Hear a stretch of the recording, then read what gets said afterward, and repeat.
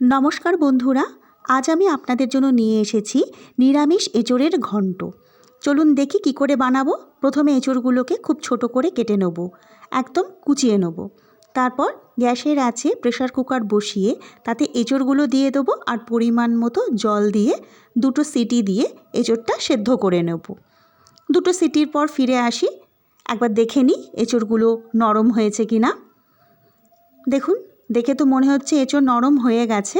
এঁচোড় নরম হয়ে গেছে, এবার জল থেকে তুলে জলটা ভালো করে ঝরিয়ে নেব। গ্যাসের আছে কড়াই বসিয়ে তাতে সর্ষের তেল গরম করে কয়েকটা বড়ি ভেজে নেব।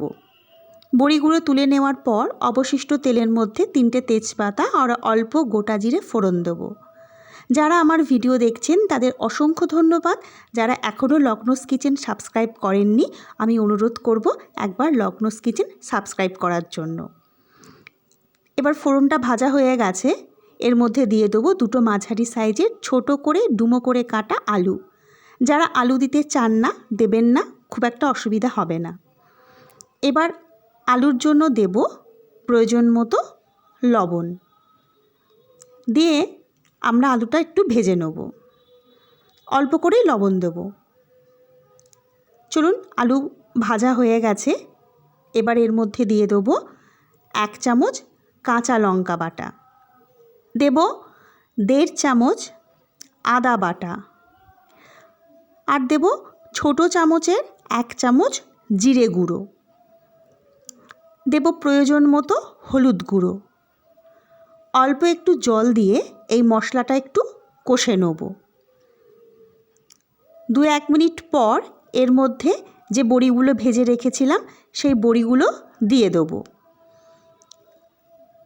আর দেব সেদ্ধ করে জল ঝরানো এঁচোড়টাও।